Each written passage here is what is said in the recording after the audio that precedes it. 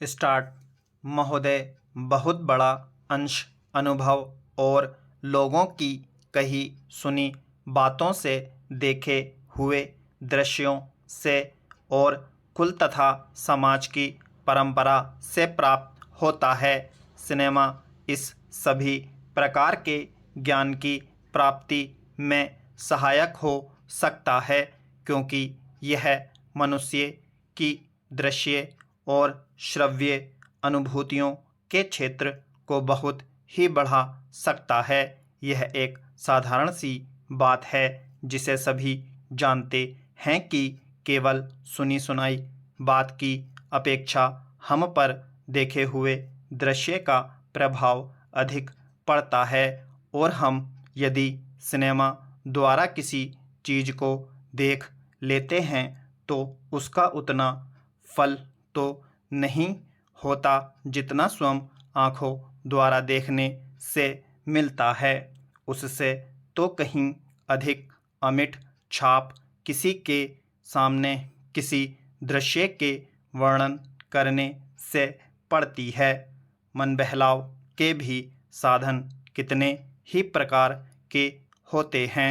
कुछ तो ऐसे हैं जो मन बहलाव के साथ साथ शिक्षाप्रद भी होते हैं और इसके विपरीत बुरे संस्कारों का साधन बन जाते हैं।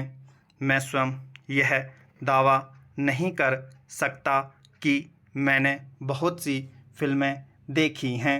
सच पूछिए तो मुझे बहुत कम फिल्में देखने का अवसर मिला है, पर मेरे पास जो खबरें पहुंचती हैं वह तेरे विश्वसनीय भाइयों और वाहनों द्वारा जो शिकायतें पहुंचाई जाती हैं उनसे मालूम होता है कि बहुतेरी फिल्में दूसरी कोटि की हैं, जो शिक्षा अथवा मन बहलाव का साधन न बनकर बुरी वासनाओं को जागृत करती हैं।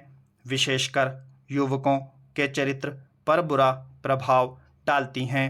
हो सकता है कि इस प्रकार की फिल्में अधिक लोकप्रिय होती हों, उनके द्वारा अधिक पैसे कमाए जा सकते हों। कुछ लोग यह कह सकते हैं कि फिल्म निर्माताओं का काम ऐसी फिल्मों को बनाना है जो लोकप्रिय हों, क्योंकि वे एक प्रकार की मांग को पूरा करती हैं। यह भी कहा जा सकता है कि फिल्मों का ध्येय मन बहलाव ही है। उसको तो तभी सफल मानना चाहिए जब फिल्में उन लोगों का मन बहला सकें जिन लोगों के लिए बनाई गई हों।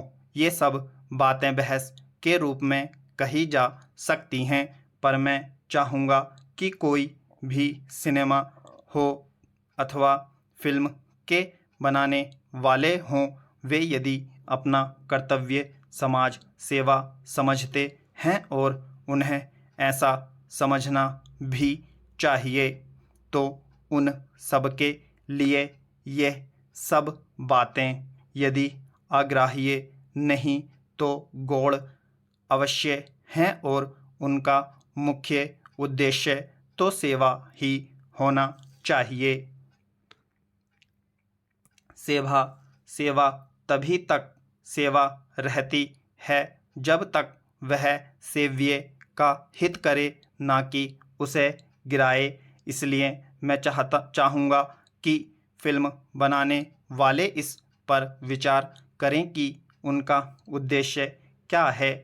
उद्देश्य सेवा ही होना चाहिए, और सेवा के साथ साथ यदि धनोपार्जन भी हो जाए तो निर्दोष है।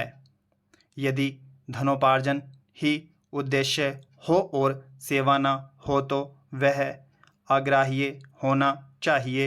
यदि मनुष्य अपने स्वार्थवश कुछ ऐसा काम करता है जो उसके व्यक्तिगत लाभ के लिए तो ठीक हो, पर जिससे समाज को हानि पहुंचती हो तो उसे रोकना पड़ता है।